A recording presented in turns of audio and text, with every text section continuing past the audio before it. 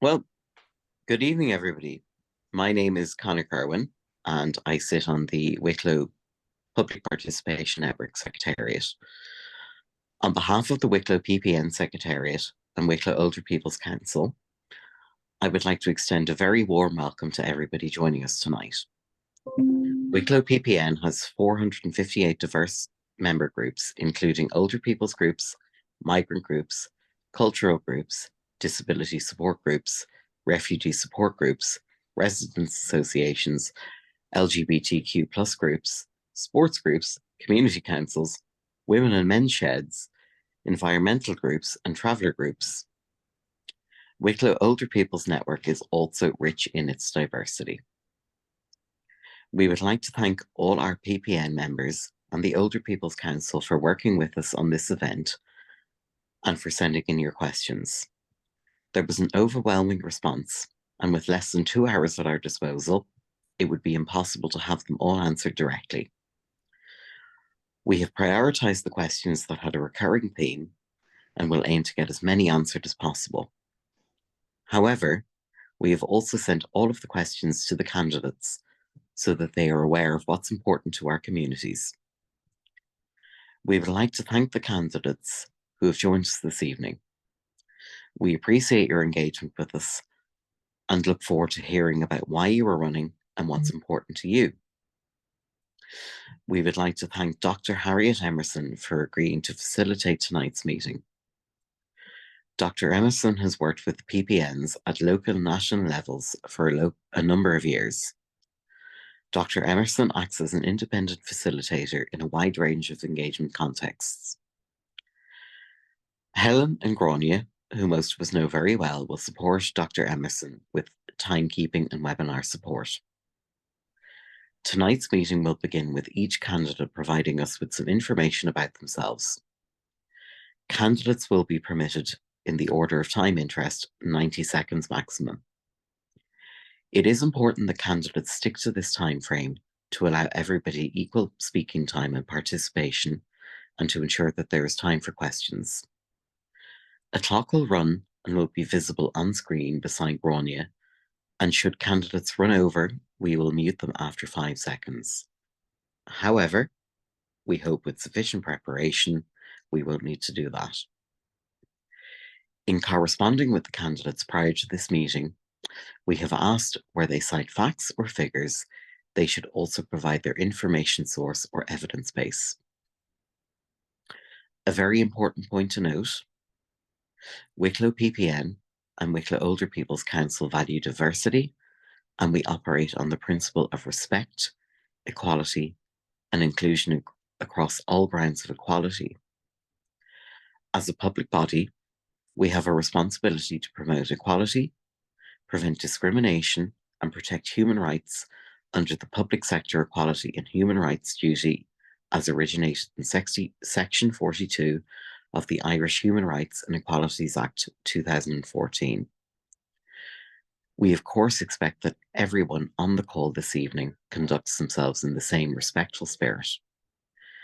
Nonetheless, in the unlikely event that dialogue should become insulting, abusive, incendiary, or inappropriate, we wholly reserve the right to remove the perpetrator. It is the role of Wicklow PPN and Wicklow Older People's Council to support our members to have their voices heard. We do this, in the most part, by making supportive connections, and we very much look forward to making connections this evening that we hope will be beneficial to everyone now and into the future. Please be aware that we are recording this session and we will make it available to our members who are unable to join this evening. I would like to wish all of the candidates this evening the very best of luck. And now I would like to pass the meeting into Dr. Emerson's very capable hands. Thank you all. Thanks very much, Conor. And welcome again, everybody. It's my job tonight to make sure the questions that the PPN members and the Older People's Council members have contributed are put to the candidates for their response. So these questions have been grouped together where they've referred to the same topic. As Conor said, The entire full list has been sent to all of the candidates, but we've grouped them just for ease of getting through it this evening. We do need all of the candidates to keep their responses brief and on point, just to allow everyone time to speak and to ensure that the members' input is honoured. There won't, unfortunately, be any time for debate. I'd again remind candidates to please ensure that they communicate their views respectfully and without negatively targeting any individuals or specific groups, most particularly because in this forum there's no opportunity for people to respond. As Conor said, if the coordinating group deems comments to be in any way inappropriate, insulting, provocative, incendiary and so on, then that person will be removed. And there won't be any opportunity for discussion around that. The meeting will just continue as we've outlined. Obviously, that action will be taken very reluctantly, but it is absolutely important that this space is kept respectful and safe for everybody that's here. So as a first step, if you like, the very first question before we get even to introductions that I'm just going to do is ask each of the candidates in turn, do you agree to express your views respectfully and without negatively targeting any individuals or specific groups? And I'm just literally going to go down the list of the participants who are here this evening and ask you for that confirmation. So you might unmute and give me that. So the first person actually is Lee Donnelly. You're the first on my alphabetic list. Are you happy to give me that assurance? Yes, I am. Great, thank you very much. The same to Malachaí. Duddy, please. I am indeed, and my apologies if I'm not visible. I think my video is stopped, it says here, so my apologies about that. And I certainly will conform with that requirement, and I appreciate it. Thank you. Thank you very much. Same question to Aoife Flynn Kennedy, please. Absolutely, Harriet. Yeah, happy to do that. Thank you. And to Frank Hayes. Sorry, you're on mute still, Frank.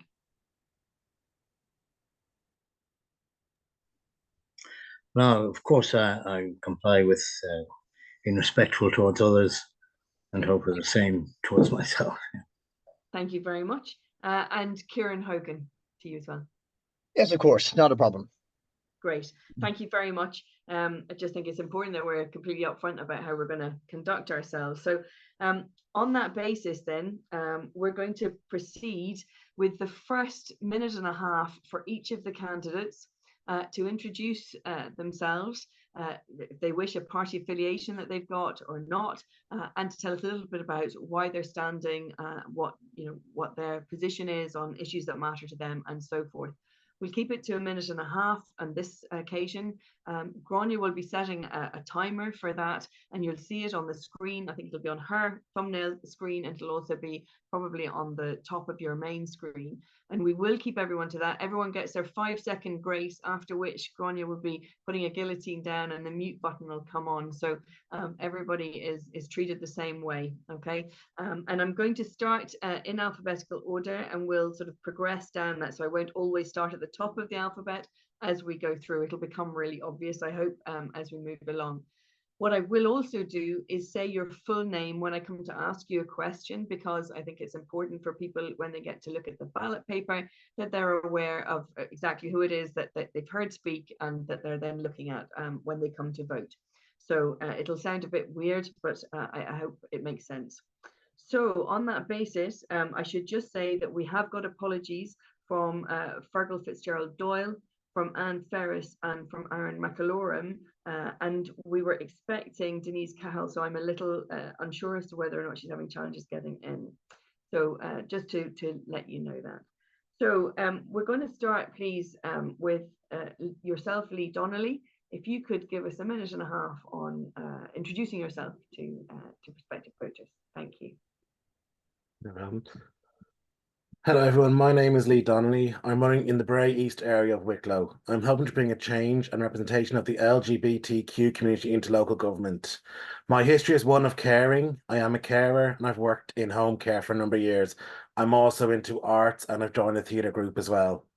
This has allowed me to meet incredible people and get the views of clients about their community. I've been involved in politics after seeing the housing crisis, water meters and no representation of the LGBTQ sufficiently in local government. I decided I would be that voice and bring the change we are all looking to achieve for our town. Bray is a fantastic place, rich in history and Irish culture, and I know that diversity and acceptance of Bray is something I care deeply about. I started my colleague at a group called Club Enclave that helps bring the over 18 and the LGBTQ together to come out of isolation after a long lockdown and provide support that isn't available to the over 18 community, especially if you are LGBTQ. I've been involved in a number of campaigns from housing to rights of women and water meters. I know I can make a difference in Bray if I get elected. I hope this gives you a bit of background about me. Thank you for the time to introduce myself. Lovely. Thank you very much, Lee. And the same to Malachaí Duddy, please. Dave, agus fáilte, Malachaí Duddy an seo. Imre Arog agus Toga May. I have a long connection with Bray. My family have been involved in public service and various organisations in the town for many years. I'm just turning the video on again. I think it's paused.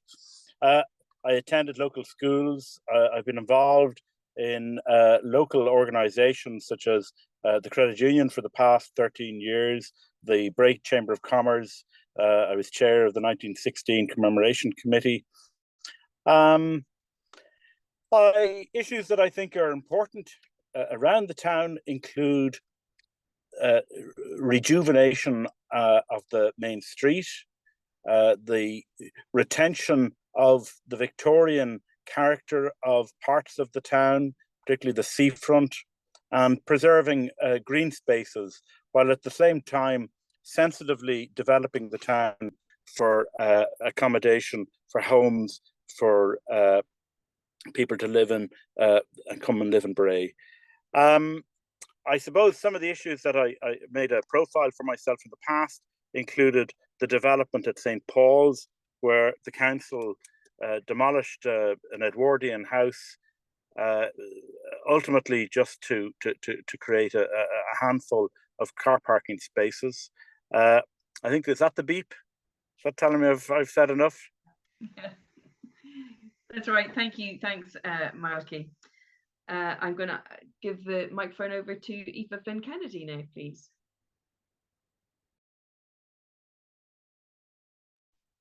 Apologies. Thank you very much, Harriet. Hi, everybody. Aoife Flynn Kennedy here. So I'm a current councillor in Bray East. I was elected in 2019. I'm from Bray. I went to St. Fergal's and then St. Patrick's and Loretto. So I have grown up in the town and I'm raising my 3 children here. My background, I worked in the area of disability and in housing for most of my career. I've worked for a couple of different local authorities as well, which gives me a bit of an insight into how the local authority sector works.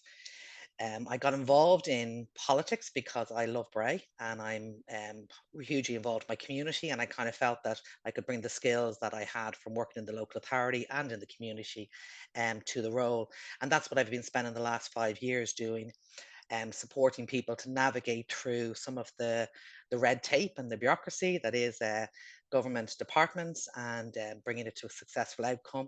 And really, I suppose my strength comes from, I'm very committed to bringing both the community but also the fellow councillors I work with together to work on projects that have maybe sat there for a really long time because people have been more focused on, I suppose, rowing with each other than putting the community first. So issues like the skateboard park, the heritage building in front of the Royal Hotel, the old courthouse in the Boghall Road, bringing all these sort of projects to a final conclusion so we can give them back to the community. So that's me, and thank you to the PPN for organising this. Thank you, Aoife. Could I now go to Frank Hayes, please? Thank you very much indeed for this opportunity to talk to you all. I'm standing in the Bray East Ward for election to Wicklow County Council. In the old days, I might have been standing for Bray Corporation, for Bray Town Council. But this government abolished that. That was a very, very serious injury to people's democracy, people's rights, and I don't like that, and I'm opposing it. The reason I'm standing is because I live in a world where, by my own personal experience, the health service is inadequate to my needs and to the needs of most young people and older people. And this is not an accident. It's the outcome of government policy and deliberation. I oppose that, and I'm asking people to think strongly about opposing it with me and letting me be your voice to oppose it. The same thing goes for housing. Public housing is not being done now because the powers that be want to provide only privatized housing so that their friends can make money out of people's needs for a home. I think that's wrong. In my view, we need social housing for people, particularly for young people who want a secure and lifelong home for their families. And I think it's completely unacceptable that the right-wing parties that have taken control of this country are not delivering a good, comfortable time for us. That for those reasons, I'm asking you to support people. Thank you, Frank. Sorry, you got guillotine just at the end there, and I do appreciate that this is a challenge for everybody. So thank you for bearing with us on the time limits. Can I pass now to Ciaran Hogan, please? Hello there. Ciaran O'Hogan is Dom, and yes, I'm running for the Bray East area with the party Aontú. I believe I'm the only candidate coming into this race with entrepreneurial background. So I started my own business in Dublin about 7 years ago. And from that experience, I know how to work extremely hard, how to spend money very wisely, and how to work to a deadline and get things done. I think that those qualities are definitely needed in the council. And there's a lot of issues that I'm feeling on the doors now, especially that everyone wants and everyone agrees we should deal with, but aren't being done in the right way, quick enough, or in the most efficient way as well. One of the reasons I'm running is my second daughter was born in November of last year. And for my daughters, I need to make Bray the best it can possibly be. And I want to give them all the opportunities, the safety, the completeness of Bray, so they can achieve and have everything that they should have in Bray. Yep. I can cut it there. Thank you. Thanks, Ciaran. And thank you all for those introductions and for trying to keep so well to time because it is challenging. However, we have got numbers that should allow us to get through essentially all of the headings of questions that came in, which is great. And we are now moving into those questions. Each of you is going to get just a minute to answer these questions, okay? And as I've said, on this occasion, for example, I'm going to move to asking Malachaí Duddy to answer the question first as we go around this one. So that first question relates to traffic and transport issues in Bray. And it is, this, if you like, the headline is, what will you do if elected to address traffic and transport issues in Bray? And a number of issues were raised in relation to that. So traffic and mobility plans, issues around coordination and the connectedness of transport services, risks around motorised scooters and maybe in bicycles on footpaths, things like that. And essentially the needs of residents and businesses in relation to transport issues in and around Bray. So the overall question again is, what will you do if elected to address traffic and transport issues in Bray? And I'm going to ask that question first to Malachaí Duddy, please. Thank you very much. I think public transport is a vital dimension in the character of the town, and its connectivity with the railway station and certain archery bus routes out of the town. And I think it's important that those routes are maintained. But I think in addition, it would be ideal if the town had a return of the IMP style local bus service that the town benefited from some years ago. I do believe that the sequence of lights up the main street may be causing greater congestion. I'm in favour of retaining the Herbert Road as open rather than its proposed closure. And I don't agree with those scooters, but unfortunately, I don't think as a local authority I'll have any influence over how they're regulated. Thank you, Malachaí. I'm going to ask the same question to Aoife Flynn Kennedy, please. Thank you, Harriet. Yeah, transport is definitely something that's been coming up for the last 5 years. I've done a number of pieces of work around the town, a crossing at Sydmonton Road, a new crossing that's coming at the end of Putland Hill, surveys with people on Parnell Road and Davitt Road and Connolly Square as well. I think one of the challenges that we have in the district is that the traffic that comes in and out and around Bray is actually managed by a load of different entities. So Bray Municipal District, Wicklow County Council, the NTA, and also Donnelly, Rathdown County Council. And that's creating a bottleneck because you're never quite sure who owns it or who it gets passed to. So at the last meeting of Wicklow County Council, I got a motion passed calling on a task force to be created to look at exactly this. And what they will look at is all of the issues that people have been raising: accessibility, parking on paths, speed, ramps, routes in and out, and public transport. So for me, that is really the way forward, a kind of an overall plan, because I think the 2019 plan is probably out of date at this stage. Thank you. Thank you very much, Aoife. The same question, please, to Frank Hayes. Thank you. Public transport is the answer to the problems of the congestion in Bray, the appalling traffic mess that Bray has become. And again, the powers that be at present have a different agenda. I'm not quite sure what it is. I haven't worked that out yet. But it is not to serve the interests of people. I wait for buses to come into the centre of Bray and they don't turn up. There's nobody on duty down at Bray Station, so that we can't make access information or anything from the bus service provider. It's appalling, and people are being treated in an abominable way. As regards the traffic flow, there's proposals to change the way the road system works. And you know, that's good, provided it's done properly. But we need a say in it.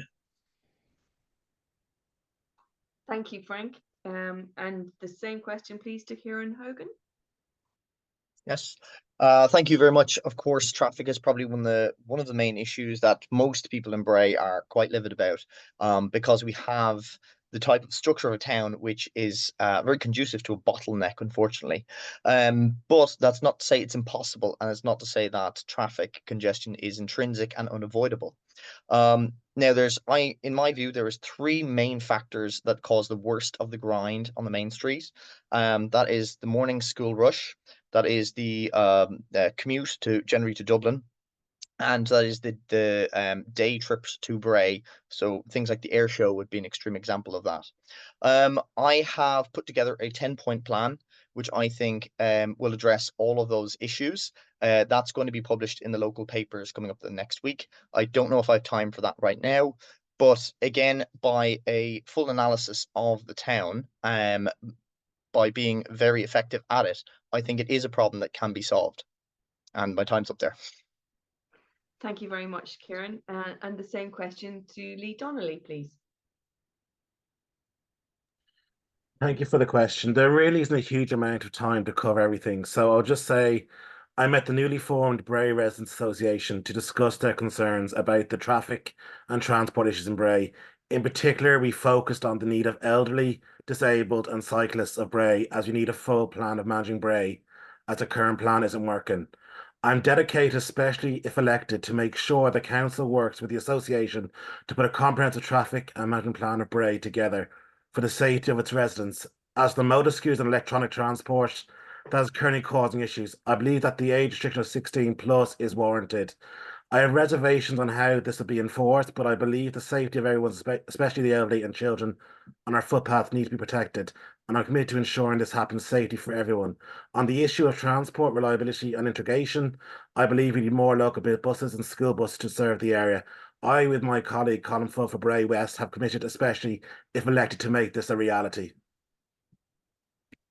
Thank you very much, Lee, and thank you all again for keeping to time so nicely there. So, excuse me. It's a change of emphasis in the second question. We're looking at amenities in Bray and around Bray. And the question is, if elected, what will you do in relation to amenities for Bray?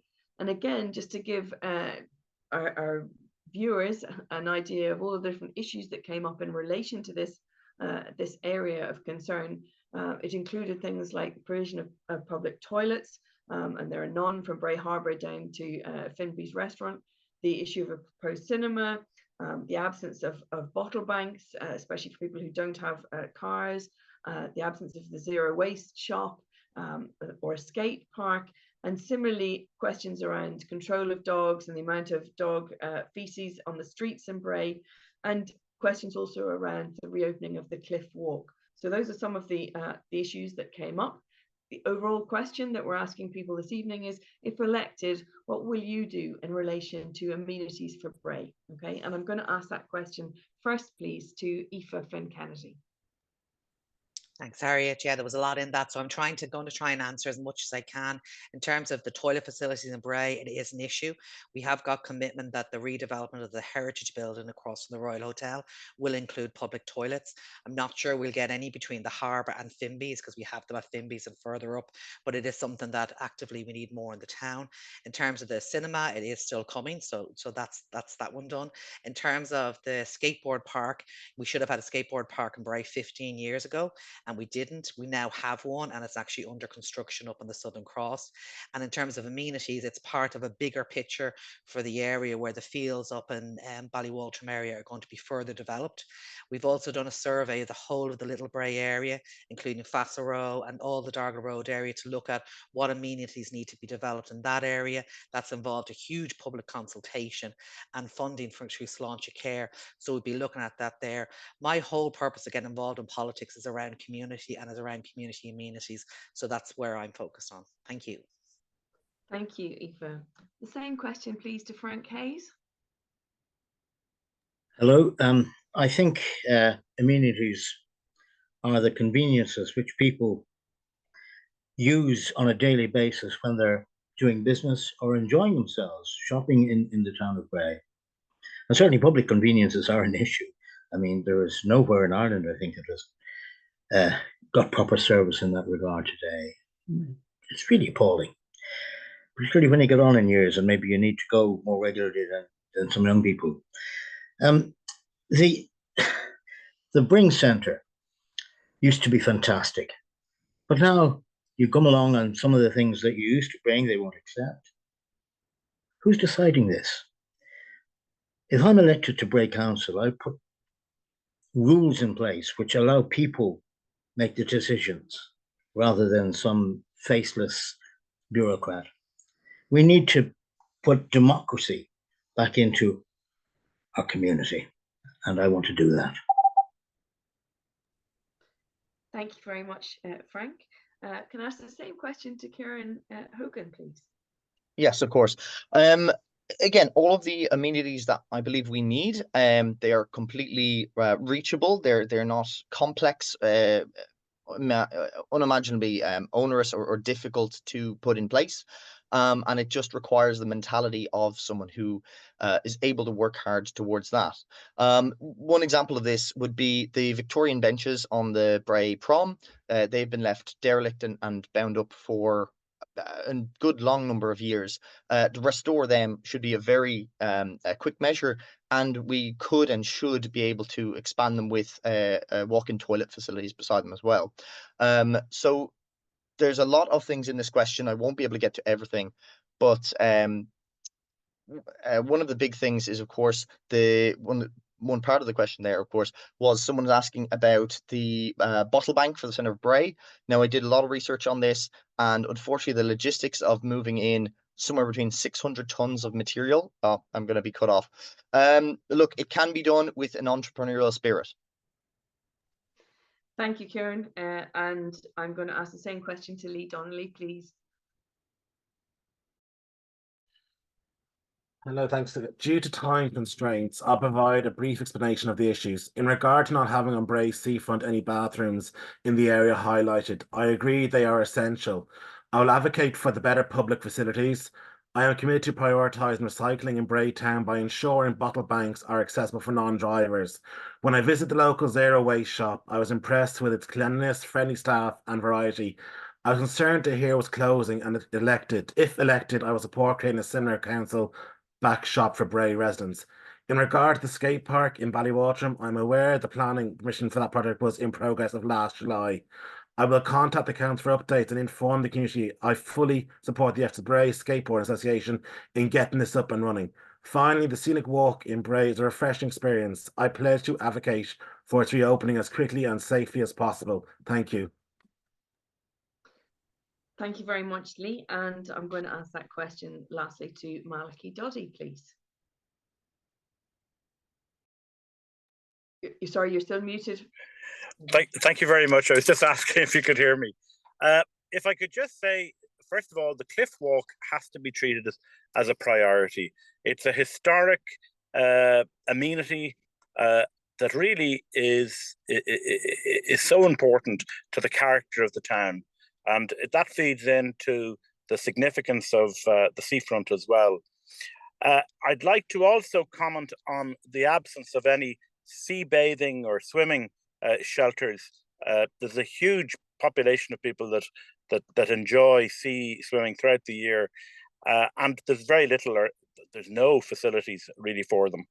I visited the Isle of Man recently, and most places had excellent toilet facilities at frequent intervals by their coastline, promenades, etc. And I see no reason why we in Bray couldn't do the same. And I think it's important to maintain a dog-friendly town, but the responsibility is on owners to pick up what's left behind. Thank you, Malachaí. Again, thank you all for sticking to time. The next question sees another change in focus, this time to crime. And the question is, in regard to crime, what would you like to see happening locally to make our community safe for all, including migrants and asylum seekers? And a range of issues again were raised under this. Lots of comments around Gardaí, community Gardaí and the visibility of Gardaí, the policing of dog owners, enforcement of traffic laws, issues around substance use. So the question here is, in regard to crime, what would you like to see happening locally to make our community safe for all, including migrants and asylum seekers? And I'm going to ask that question first, please, to Frank Hayes. Well, I think this is a fundamental question. You've got to ask, why is the crime, and indeed the petty crime that goes on in our society and in our community, occurring? First of all, education needs to be given in respectful behaviour from person to person. There has been a very poor pattern of behaviour developing with regards to how we regard other people and how we conduct ourselves. And crime can be a very disturbing experience for people, particularly older people, but it can also be disturbing for young people. So we do need to manage the conduct of ordinary people. We can't blame the guards for not being there. We have to encourage people to behave in a respectful manner. And I think if we strive to do that, it will make a difference. Thank you very much, Frank. The same question, please, to Ciaran Hogan. Yes. I'd just like to say my party colleague and previous candidate, Brendan Thornhill, was a community guard in Bray for many, many years. My own brother is a Garda in Pearse Street Garda Station for the last 20 or so years. So I'm well versed on the situation with Garda and law enforcement.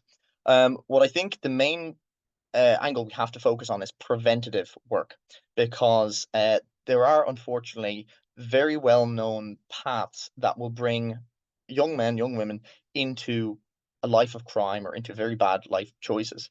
So it is on us really to try to get to realize what these early warning signs are, and get these young people into social clubs, into self-improvement, into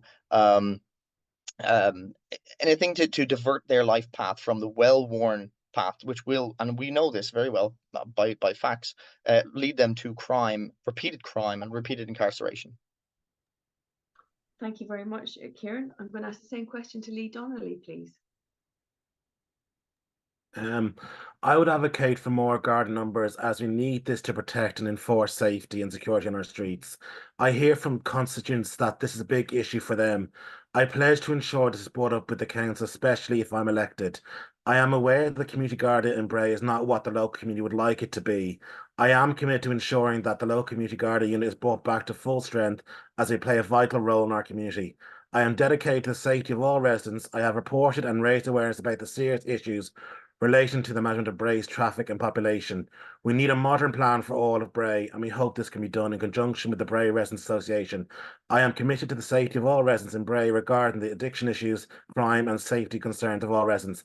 I know that we can do better with increased community guard numbers and visibility.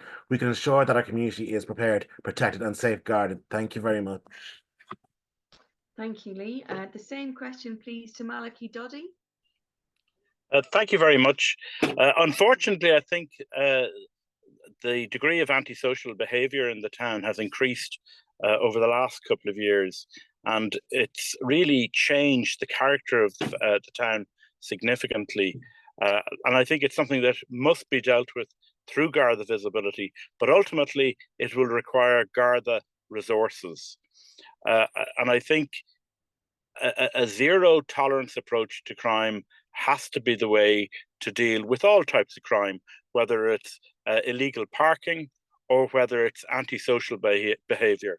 And I think really it comes down to the deployment of Garda resources. It's my own experience that there are incidences which have been reported to the Guards, and the Guards are unable to take any steps because they're just don't have the resources. Thank you, Malachaí. And lastly, the same question, please, to Aoife and Kennedy. Thanks very much. So for me, the issue of policing and safety crosses a number of different areas. So I would agree that we need to support community initiatives and community groups and present, I suppose, opportunities for people to take different paths. So the work I've been involved in with St. Teresa's Boxing Club, Top End Boxing, is a good example of that, where it provides an avenue for people to get involved in other activities. I also think the work of Bray Sanctuary Runners and Bray for Love has been phenomenal in terms of addressing hate crime and hate graffiti and those type of issues that are making people coming to our community seeking sanctuary have a difficulty or a challenge. I do think we need more visibility of Gardaí. I have spoken to the superintendent in charge. They will not refuse any more Gardaí. If more Gardaí are coming, they will actively take them, and they're constantly seeking that, and they feel as well that that will help. But we also need the community's involvement. They're lacking in information at times on details of issues that are happening or who's involved. So working in partnership with the Guards is also important. Thank you. Thank you, Aoife.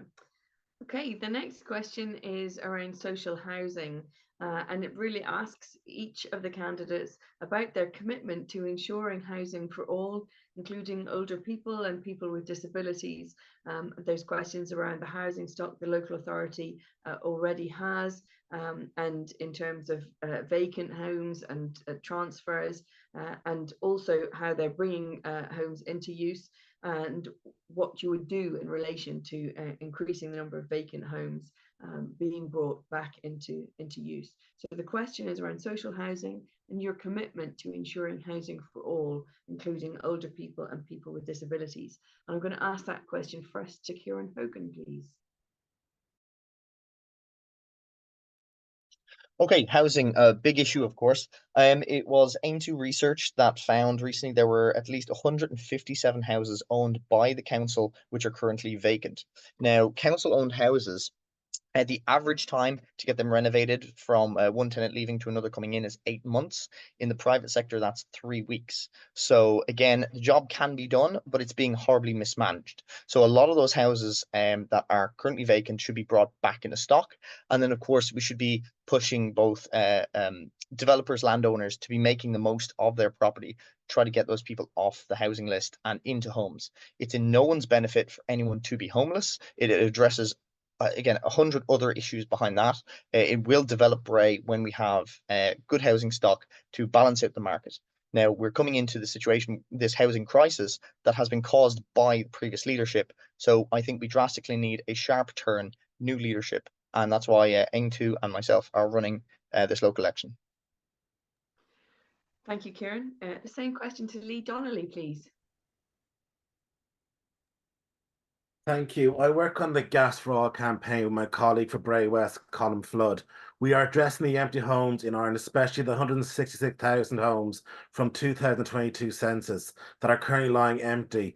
This is a priority for me and my colleague.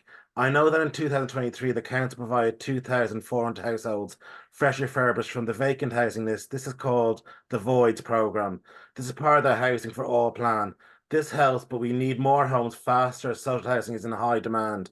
I am unaware of the current figures for 2024 as they have not been posted on gov.ie. However, there are nationally 166,000 homes vacant, and those need to come back into service fast to support the growing housing list and increasingly large rental costs for private renters. This is something I'm working on as a candidate, and if elected, I would ensure action is taken to support our social housing list. Thank you.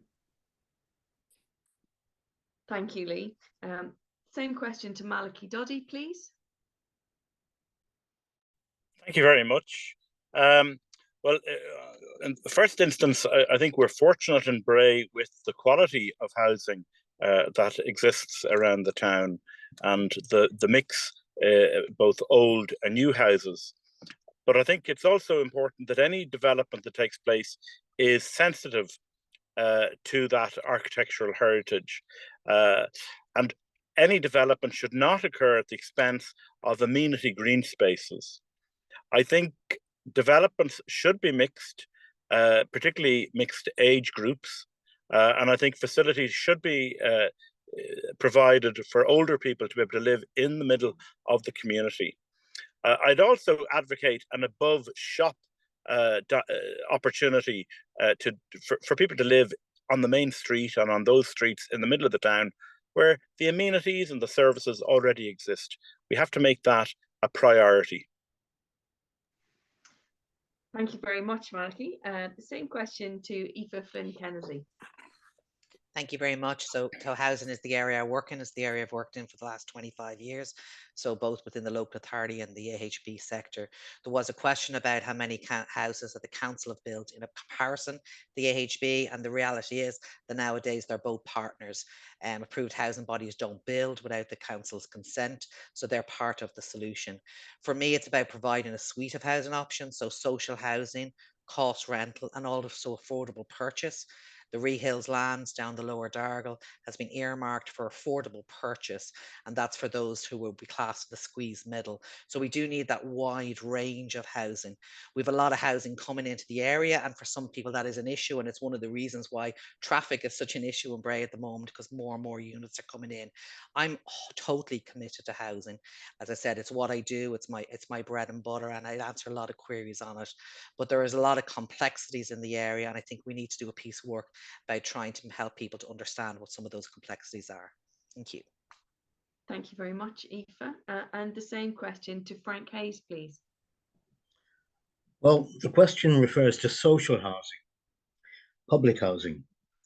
And this present government and previous governments for over 30 years have been opposed to public housing provision in favour of privatisation and making sure their friends can make a profit out of providing homes to people. This has failed. It's the most disastrous failure of maybe any of this right-wing drift in public policy and political policy. I'm completely opposed to it. I will fight to change it. And I think I'm asking you to vote for me so that your children or my children can have a place to live in the coming years. This is not an accident. This is the result of very bad right-wing policies. I oppose them, I'll change them, and I'll fight to see that everybody else works with me to change this disastrous crisis. Thank you very much, Frank. And the next question we're going to move on to is around local community groups and how you will support them.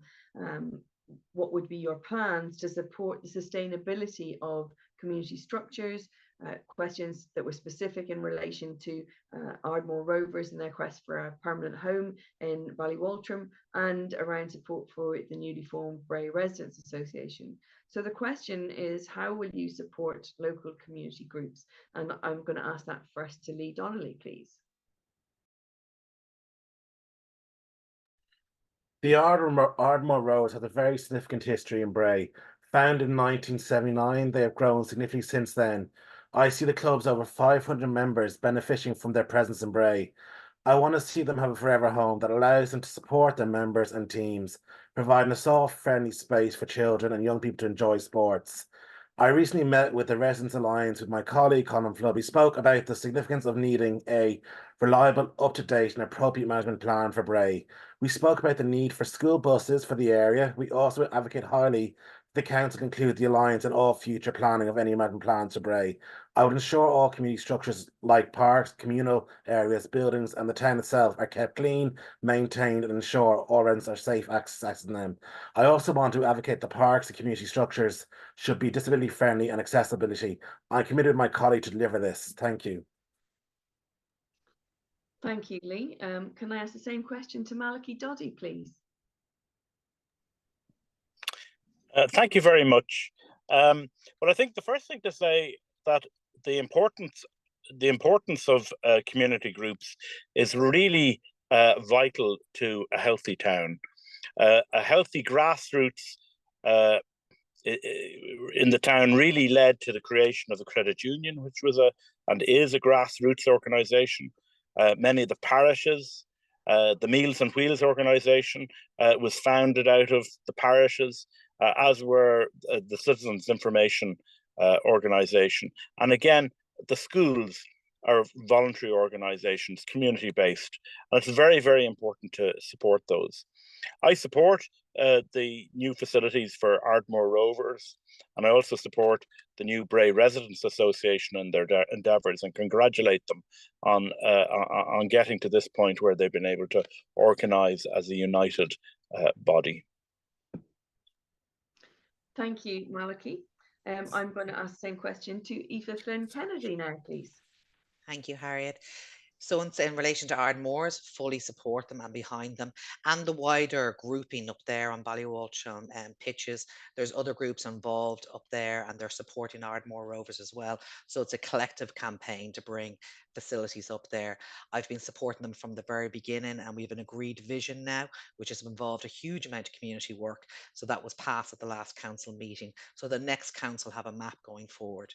I've been involved in loads of community groups in the town and supporting them and progressing issues, getting them grants and ensuring that I suppose they can expand and bring more members in. In terms of sustainability, it is about structures for those community groups and supporting them to put those structures in place so that they can access the funding that's out there for them. Sitting on a number of different boards as well. In terms of the Alliance, I think it's a fantastic initiative to get that collective voice of all the Residents Association, obviously without losing the fact that they have individual needs, each of the members as well. Thank you, Harriet. Thank you, Aoife. The same question, please, to Frank Hayes. Well, people before profit developed out of community responses. So needless to say, I will lobby strongly on behalf of their financial support and support fundraisers and events, and I will fight for the issues that they raise. I welcome the opportunity to meet with all the leaders of the local community groups and help them share their needs publicly. And people before profit believes that this is an important aspect of our democracy. We need to give voice to ordinary people, their life experience, their life hopes for the future. And I think we can do this by working together.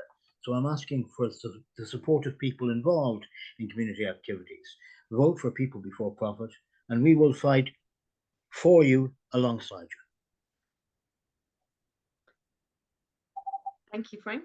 And the same question, please, to Ciaran Hogan. Yes, of course, local community groups are vital to the town, to our cohesion. So I'm on the board of my local residents association. We hosted the party in the park there just last week, where I met some of the other candidates. I have attended the Bray Residents Association as part of that, and I actually counselled them on how to contact and pressure some of the other candidates.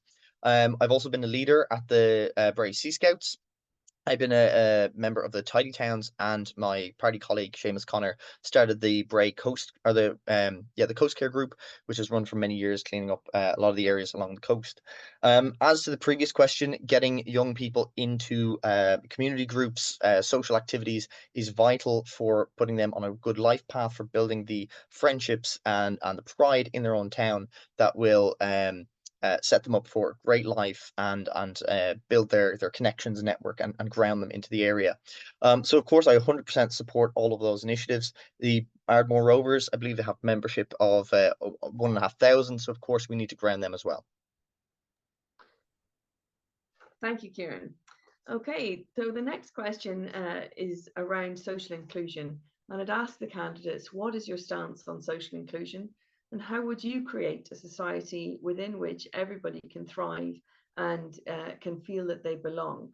And a very wide range of issues was raised in relation to this. It touched on the cost of living, it touched on the issue of tensions in Bray and County Wicklow generally because of false and fake rumours being spread around migrants and refugees.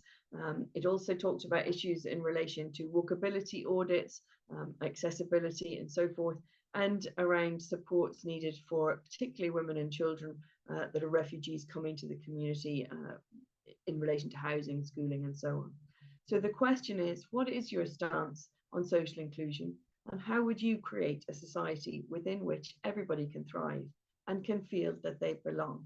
And I'm going to ask that question in the first place, please, to Malachaí Duddy. Thank you very much. Well, in the first instance, I'd just like to set out my own involvement in social inclusion, and I think the Credit Union in Bray is probably one of the most important organisations to practically facilitate social inclusion. I spent 13 years involved as a director there and promoting the Credit Union ethos. I think I should also comment that I worked with the Vincentian Partnership for Social Justice, and I appreciate the importance of social solidarity and social inclusion on a practical level. And of course, the most important level of that is getting people to vote. I've also been involved in the National Organisation of the Unemployed, and I've represented people in legal matters who were unable to get legal assistance. Thank you, Malachaí. Can I ask the same question to Aoife Flynn Kennedy, please? Thank you. So I'm very much committed to creating a diverse and inclusive community. In 2008, I was the Disability Equality Officer for Wicklow County Council, so I would have carried out the original access audits throughout the county, something I think needs to be revisited and redone again so we can target the funding in that area. I work in social housing, so diversity is a big area there and trying to include people. I really feel that for people to feel safe in a community, included in a community, that they need opportunities to get involved and for people to get to know each other. And that breaks down a lot of stigma and also stops a lot of the rumours that circulate around Bray. So I would be very much committed to providing people an opportunity to get involved. I've arranged the first ever raising of the Pride flags in Bray 2 years ago, and we will be seeing that again done this year, not only in Bray, but also officially with Wicklow County Council. So very much committed to equality. Thank you. Thank you, Aoife. Can I ask the same question to Frank Hayes, please? Well, if we work together and if we learn how to do that effectively, there's a great deal we can achieve. In People Before Profit, we have a couple of bywords: inclusion, equality.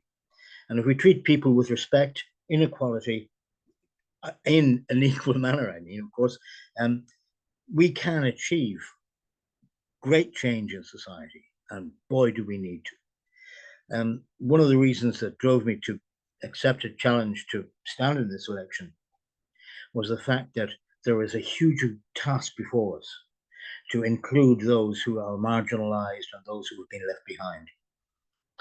The present government and many governments before it plan to do that so their friends can make money. We have to put people before profit, and that's the name of our party, because that's the work we intend to do. I would ask for your support to help me do that job. Thank you very much, Frank. Can I ask the same question to Ciaran Hogan, please? Yes. By good fortune, I'm the only candidate in the race here who I speak good enough Russian, so I can communicate with all the Ukrainians who've recently come in. Now, I have been talking with them pretty much constantly on their experience and how they're integrating with Bray, the rest of Bray, and the native population here. Unfortunately, it is very lacking. It is an issue that we have to address because we do seem to have this two separate worlds, and it's going to cause, again, more the spreading of amnesty between the two. So we have to start engaging to get two communities mixing, integrating, and working together on a lot of projects, because within both there is a lot of good talent and abilities, and in proper integration is the best key to completely destroying the hostility between what is considered an out group. So it's one of the key issues I'll be able to address. Thank you, Ciaran. And can I ask that question to Lee Donnelly, please?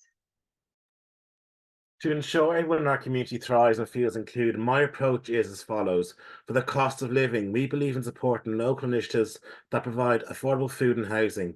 I'm advocating for fair wage and financial relief measures to help families manage living costs. Number two, about combating misinformation about migrants and refugees. We stand for community education, open dialogue to counter false rumours about migrants and refugees, fostering a more inclusive and informed community. It's very important to me to support women and children refugees. I am committed to ensure women and children refugees have access to necessary resources, helping them to integrate and thrive in our community. Number three, looking at improving walkability and town safety. We support conducting walkability audits and enhancing pedestrians infrastructure to make our towns safer and more accessible for all residents. My stance is to advocate for and support these efforts, building a community where everyone feels they belong and succeed. Thank you. Thank you very much, Lee. Okay, the next question takes us into the area of climate action. And it is, which climate actions do you see as urgent locally within this municipal district? These questions were asked in relation to the fact that the County Council has recently adopted its climate action plan. Obviously, there are key actions there. There may be others. But the question to you this evening is, which climate actions do you see as urgent locally within this municipal district? And I'm going to ask that question first, please, to Aoife Flynn Kennedy. Yeah, I think there's a lot we can do in this area, Harriet. And when I first got elected, climate action wasn't something that I was overly familiar with. But there's lots of expertise there within our community, and they've been really, really great at kind of helping us all to go on this journey. We've massive projects ahead in terms of wind energy coming off the East Coast. It is going to be a controversial issue for some people in terms of the view. For me, it's something that we need. I'd prefer clean air that I can breathe and that my children can breathe rather than a view. It's an area that I think that's going to come up in the next term. I'm also really involved in the area of kind of like reusing, reducing, and the circular economy. I work with ARC Housing. We're based up in Bray Recycling Centre, and one of the conditions for applying for the charity shop up there was actually outlining what efforts you were going to make in terms of circular economy and how you're going to support the community to play an active role. And I think we need to do more around helping the community to get involved. Thank you. Thank you very much, Aoife. Can I ask the same question to Frank Hayes, please? Well, this is a fundamental question, but so many of the questions who have come up here today have similar answers in respect to the solutions and the changes that we need. Waste disposal, the collection of your bins. This used to be a service provided by the council in the interest of everybody. Now it's become a business, and a handful of people are competing wastefully to deal with our waste. It's been a disaster, and it has been a failure. Climate affects everybody, and everybody has a role to play in protecting it. The needs of the climate are the needs that we have to have a healthy environment to live in. And yet they've been reduced to making money by a handful of people. We need to build public services that are effective and under democratic control. Thank you, Frank. Can I ask the same question to Ciaran Hogan, please? Yes. Well, of course, the issue I see with climate action in the Bray East area is very tiny, so we're not going to have a huge impact globally.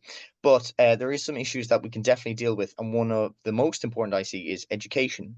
So we need to be educating the young people of Bray in local climate as well, local ecology.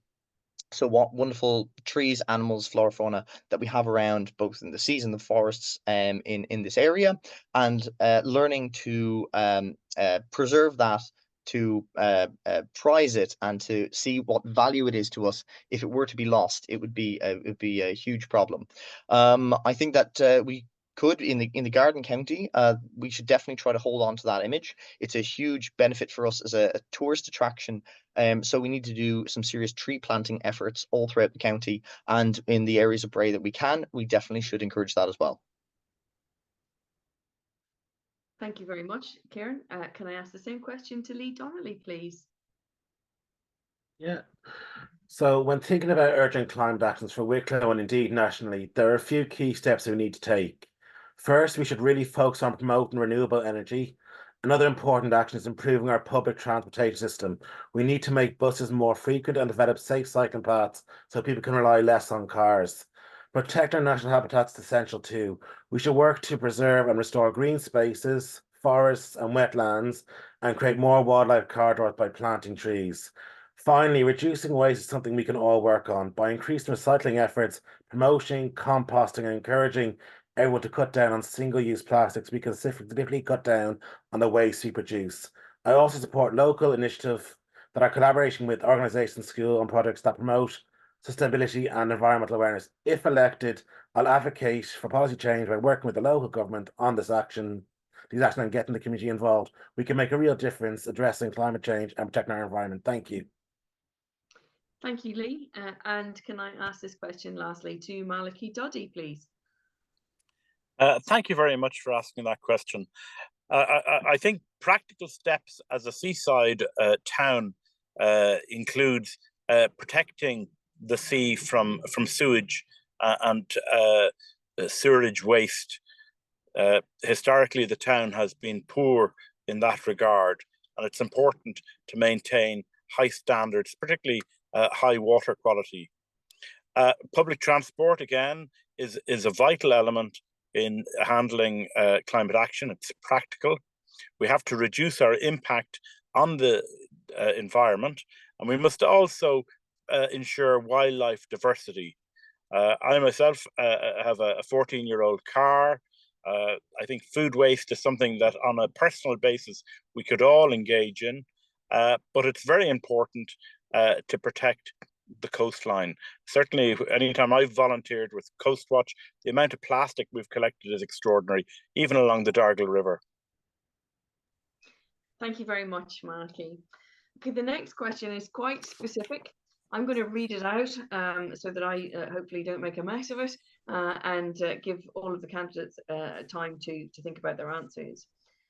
So following Save Bray's recent High Court success in obliging An Bord Pleanála to revisit their decision that an environmental impact assessment is not needed for Wicklow County Council's ongoing proposal to build a suspension over the River Dargle next to the railway line, what way will you vote if elected, given that, and these are some of the comments that were made, the proposed access road will cross the floodplain on the old golf club lands, damming the traditional escape route for flooding in Little Bray, and this will divert public transport from the town centre, serving only Ballymore's development on the old golf course, while cars, which are banned from the proposed bridge and its access roads, will continue to back up along Castle Street, the Fran O'Toole Bridge and Main Street.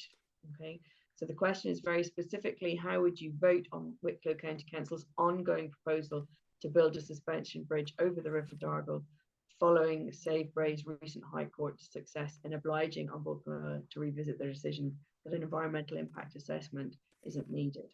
Okay, So I'm going to ask that question first, please, to Frank Hayes.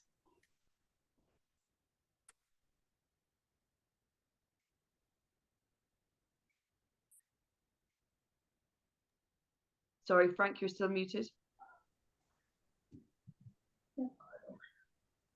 I'm sorry, did you ask that to me?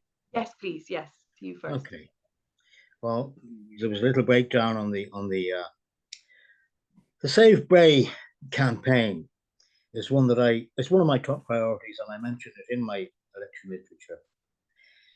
The issues that Save Bray advocates are absolutely essential to the continual healthy life of the town.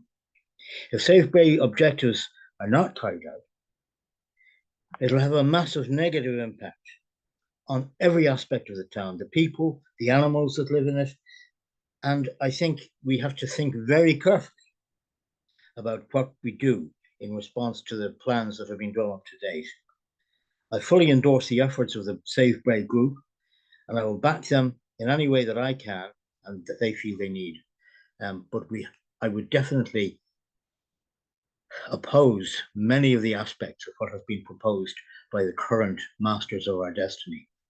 We need to think again strongly, and we need to stand together to fight the bad ideas. Thank you, Frank. Can I ask the same question to Ciaran Hogan, please? Yeah. Firstly, I'd like to thank the Save Brays campaign, and especially to my neighbour who believes in the audience today.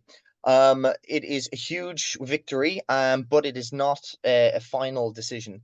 It's just forcing the council to put in a environmental impact study, so this bridge project may still be forced through. Now, it's always been my position, and I believe the Save Bray campaign is the same, that a bridge there would be a benefit to Bray, but only if it's done right. And the proposed bridge, unfortunately, was not that. It would have a huge impact in our swans, which are very important to us. And I believe one of the main pushes there was to have a Lewis line coming into Bray. Now, I do believe that Bray does need better transport infrastructure, but I don't believe we should be focusing on transporting people out to Dublin. We should be focused on transporting people around Bray and to further Wicklow should they need. We need to be building Bray as a more self-sustaining town, or else it will constantly be leached by the much bigger Dublin, which we're neighbouring. Time has gone there. Sorry. Thank you, Ciaran. And can I ask that question also to Lee Donnelly?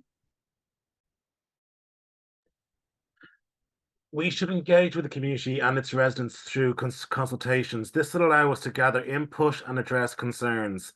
We want them to conduct a comprehensive environmental impact assessment to ensure that all potential environmental impacts are thoroughly evaluated and mitigated. I will currently not vote the plan that is proposed for this project as it is.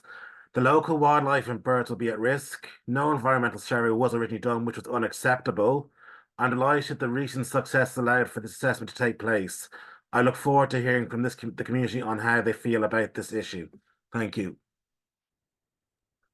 Thank you, Lee. Can I ask that same question to Malachaí Duddy, please? Thank you again. Well, in the first instance, I will just say that I will vote, should I be elected, against any step or action that would endanger Little Bray or expose it to flooding. On board Planola has demonstrated that an environmental impact assessment was necessary, and the failure to undertake that environmental impact assessment is really an indictment against the proposals that are at hand down there. I think Nolan McManus deserves a huge amount of credit and congratulations in achieving this step, although by no means is it the end of the process. And I know she risked an awful lot in putting her name to these proceedings. And I congratulate her and I wish her every best for the future. And I would like to wish her or make her aware of my support. Thank you very much, Malachaí. Can I ask that same question to Aoife Flynn Kennedy, please? Thank you, Harriet. Like the other candidates here, I welcome the decision. The lack of a request for environmental impact assessment was based on us having no swan life, which we obviously do have a whole swan population down there. So it was just really ridiculous. I do, however, think that we need to look at what alternatives can be. The original design for the bridge was horrendous. I think this, where the bridge is proposed to stop, is also not going to work, and not as a joint, isn't a joint up plan. The specific request is, will you vote for what's being proposed? And I suppose at the moment we don't know what the alternative is being proposed. What I can commit is that I will be looking very, very closely at it. One of the reasons it ended up in Bord Pernala, and in many ways removed that decision from the elected members, was because we made a decision to push it there inadvertently, and it took our voice away. So we're going to have to watch it very, very closely going forward, and that will involve a lot of engagement with the community and the experts there. Thank you. Thank you, Aoife. Okay, we're going to shift again in our focus, and the next question relates to medical care. And it is, what will you do, if elected, to advocate for the provision for proper medical care for all? And specifically, I think there were concerns around the provision of community care centres in each of the MDs along the lines of that in Carnew, and how you would push to make that a reality. So what will you do, if elected, to advocate for the provision for medical care for all within the municipal district? And I'm going to ask that question first to Ciaran Hogan, please. All right, just unmuting myself. Yes, I think care for people of Bray is, of course, a major issue. No one, I believe, wants anyone in lack of medical care. There's no point in having someone with an ailment that's getting worse over time. So we should be able to deal with them properly. Now, that's the solution to that is going to come from a mix of all sources. So very recently we had the I believe it's the Blackbird Clinic open up in Bray. That's fantastic. And also we need various community care centres. But it's going to be a all-encompassing kind of plan, which takes into account our population, our need, and figures out all of those things together to make sure that we're not only ready for the population we have, but any expected population growth. So there's many big housing estates going in, being constructed at the moment. We need to be ready for that in advance. So we need to be having doctors opening their own practices and community care centres opening as well. Thank you very much, Ciaran. The same question to Lee Donnelly, please. Yeah, absolutely. If elected, one of my top priorities will be advocating for proper medical care for all. This means ensuring that every person, regardless of their background or income, has access to quality health care. One key initiative I will push for is to establish community care centres in each district, equipped with housing accommodations, mirroring the success of the care centre in Carnew. To make this a reality, I will work closely with local stakeholders, healthcare professionals, and government agencies to secure funding and resources. Additionally, I will collaborate with community leaders to raise awareness and gather support for these centres. Together, we can ensure that everyone receives the medical attention they need and deserve. Thank you. Thank you very much, Lee. Can I ask the same question to Malachaí Duddy, please? Thank you again. Well, of course, I'll do anything to advocate for proper medical care for all. But I think, should I be successful and be elected to Wicklow County Council, my role in the medical side of things would be very limited.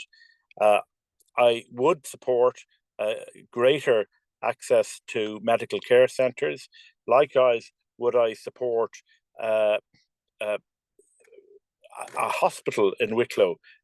My fellow independent candidate, Joe Behan, advocated for this in the past. And I think it's extraordinary that there's no hospital between Wexford Town and St. Michael's, or emergency care units at St. Vincent's. When St. Columkille's A&E was shut, it meant serious matters had to go to St. Vincent's, but cardiac matters across Wicklow have to go to the Mater Hospital. Thank you very much, Malachaí. Can I ask the same question, please, to Aoife Flynn Kennedy? Thank you, Harriet. So specifically, it was asking about the care centre in Carnew, and it's a fantastic facility and it's developed because of really the geographic location of Carnew and the services that are available there. We're fortunate in Bray East that a lot of our services are nearby, and from the work I've done in the age-friendly sector, what people are basically saying is they want to remain living in their own home, so they don't want to have to transition. So my focus would be on getting services in an outreach capacity, so some of the different areas. So some of the work that I'm doing around the old courthouse on the end of the Boghall Road is exactly that, providing a space where we can have outreach services. And the survey that was undertaken in the Little Bray area was again for the same reason. Can we provide facilities in Fassaro, in the Dargle Road area that will allow for outreach supports? Because actually physically getting to appointments and getting to some of these services is one of the greatest challenge for people. So if we can arrange for the services to come to them, then at least we'll be addressing that need. Thank you. Thank you very much, Aoife. Okay, just to change it up a bit for people, we're going to put the candidates under even more pressure and bring the timer down to 30 seconds for the remaining questions. So yeah, the challenge is on again. The next question is quite specific. So again, I'm going to read it and I'm going to hand it over. In the first instance, it'll be to Lee Donnelly. So the question is, if elected, will candidates ensure that regular, at least quarterly meetings of the Brayhead Special Amenities Area Management Committee are convened, and that there will be continual engagement with residents and other stakeholders in the implementation of the Conservation Management Plan? So I will just say that again. If elected, will candidates ensure that regular, at least quarterly meetings of the Brayhead Special Amenities Area Management Committee are convened, and that there will be continual engagement with residents and other stakeholders in the implementation of the conservation plan? And in the first instance, I'm going to ask that please to Lee Donnelly. If elected, I will ensure the Brayhead Special Amenities Area Management Committee meets at least quarterly. I will also maintain ongoing engagement with residents and other stakeholders in implementing the conservation management plan. Thank you. Thank you very much, Lee, and wonderful timekeeping. Same question to Malachaí Duddy, please. Yes, I would support quarterly meetings of the Brayhead Management Plan as an area of a special area of conservation. I think it's very important that Brayhead be protected and that its development occurs sensitively and to the benefit of the natural environment and habitats that exist there. Thank you. Thank you very much, Malachaí. It's just been drawn to my attention that, Frank, I missed you out of the last round of questions, so I will come back to you in a second, and I apologise for that. We'll finish this question and I will come back to you, Frank. In relation to this question on the Conservation Management Plan, can I ask Aoife Flynn Kennedy, please? Absolutely. Yeah, I would absolutely commit to quarterly. In fact, they may need to be more frequently because of the plans that are proposed for that area. In each term, you have an opportunity to put your name forward for a committee, and this is certainly one that, if elected, I will be seeking to sit on in the next term. There's a huge amount of plans for the area, and it's going to really need the community's involvement and guidance to make sure that we get that right. So I'd be fully supportive of it. Thank you. Thank you, Aoife. Frank, can I ask you the same question in relation to the Conservation Management Plan? And then, as I said, I'll come back when we finish this round and ask you around the health issue. And my apologies again. So this is just 30 seconds on the Conservation Management Plan issue and the Brayhead Special Amenities area. Oh, thank you. Yes, I will support the Conservation Management Plan. I would be happy to contribute to it. And I think it just as part of the democratic process we need to make our dreams for a better Bray to come true. So please support People Before Profit, and we will take an active role in that. And thank you. That's for me. Thank you very much, Frank. And Ciaran Hogan on the same question. Oh, have we lost Ciaran? Okay, well, maybe while Ciaran is trying to get back in, presuming his connection's just gone down. Frank, I apologise again that I missed you out. I'm sorry, my ticks and my boxes obviously all got messed up there. So can I just go back to you? You've a minute to tell us what your response would be in relation to the question around medical care, what you would do if elected for the provision of proper medical care for all. Well, I'm glad of the opportunity to respond to this. The second biggest question that I encounter on doorsteps is this question of our failed medical system. It's been undermined by bad policy and indeed, I would think, bad-mindedness by the present political administrations. Again, looking to make profit out of medicine rather than provide a healthy environment for people. I'm completely opposed to the privatization of medicine.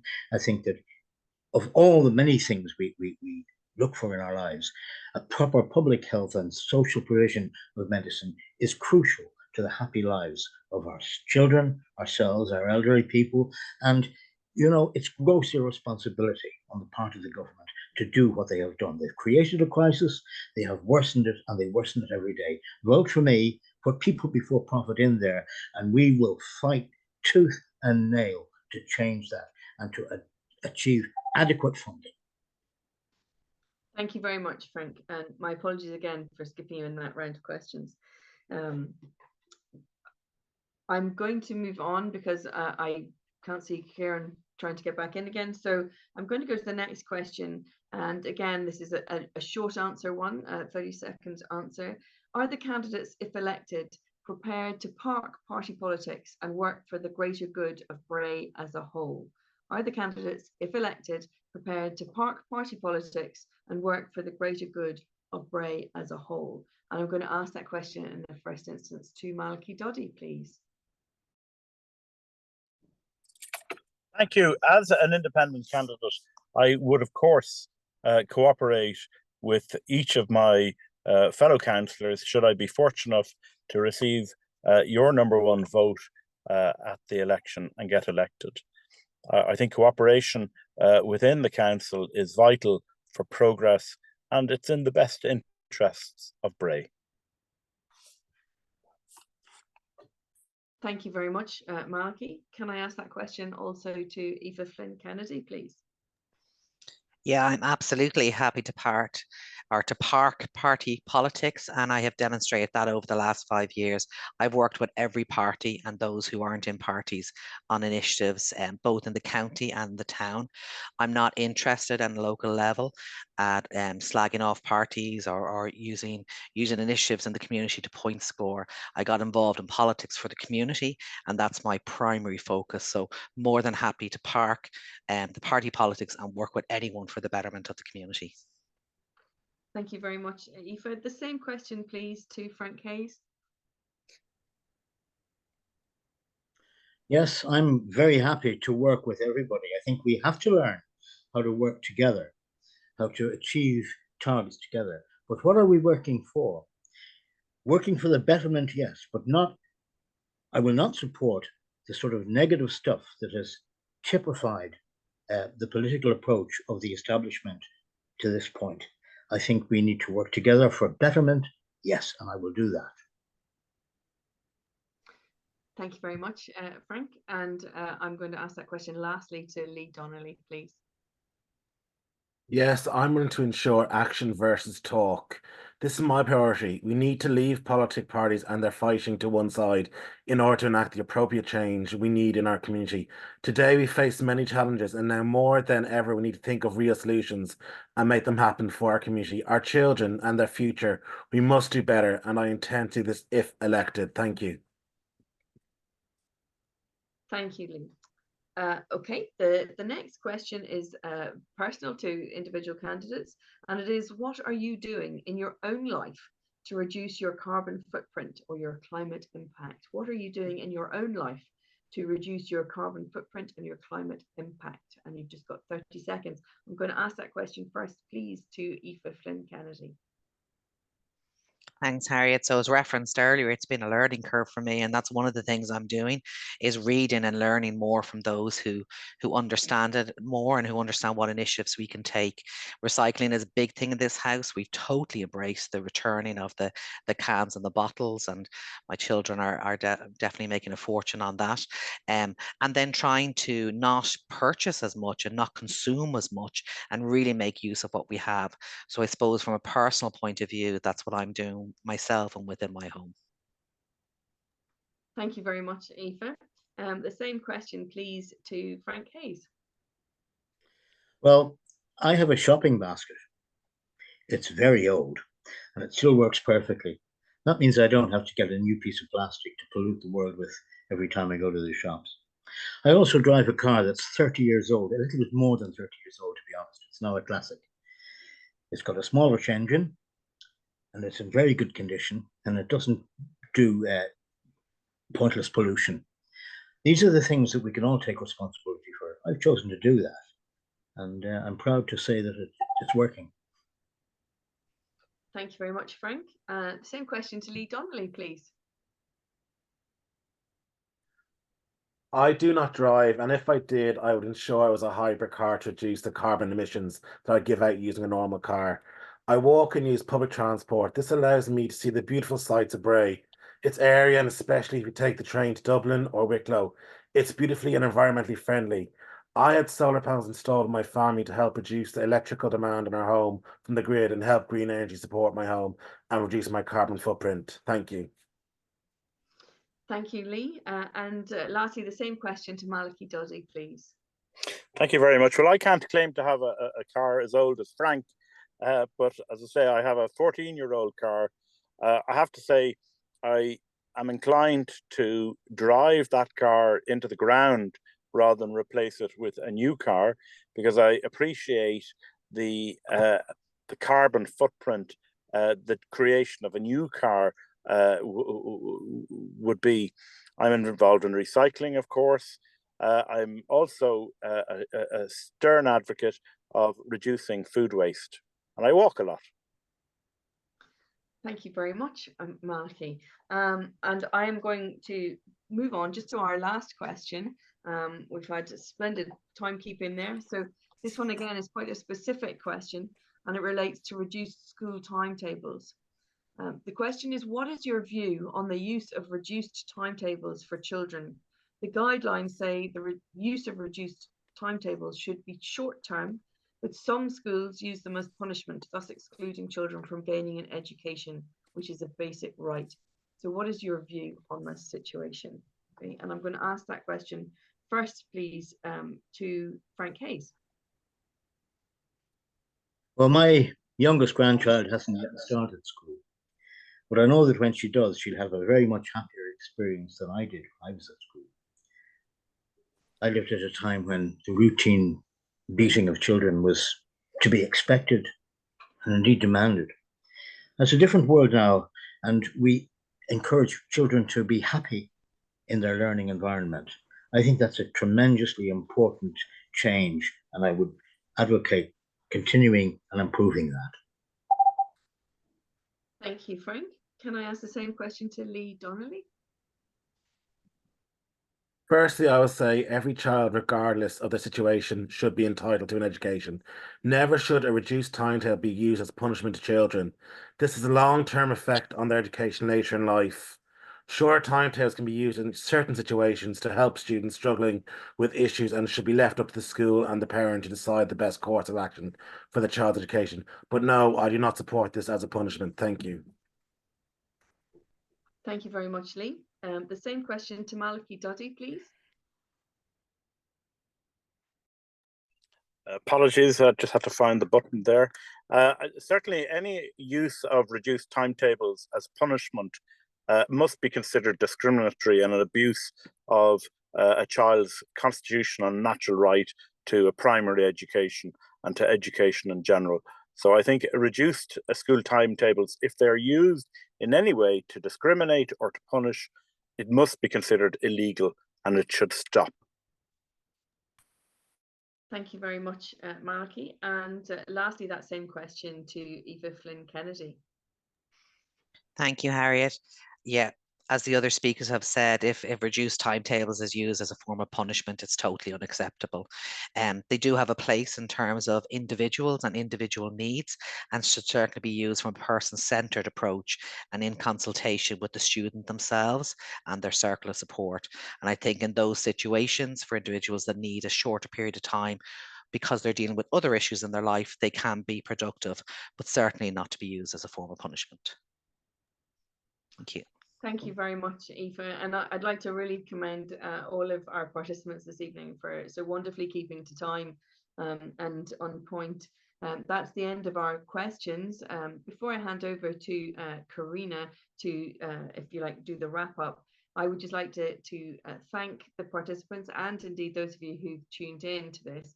I think it's a really fantastic opportunity for us to show democracy, to give people, particularly those who don't get candidates calling to their door, who are remote, who can't get out, can't engage with people perhaps in other forums, to be able to encounter the people that they have a choice to vote for this way. So thank you very much for doing that. The other thing to say is that the video of this evening's session will go up on the PPN's YouTube channel, and those have been from the other municipal districts have been getting quite a number of views. So that's also another way in which, if you like, the impact of this session grows. So thank you so much for your time this evening, everybody that has participated as a panelist, but those of you who've been along to watch as well. Thank you so much for all your comments. Thank you very much. You're very kind. I'm handing over. Thank you, Mike. I'm handing over to Karina Holmes because she's going to explain to you how we wrap up on this occasion. Thank you. You're still on mute, Karina.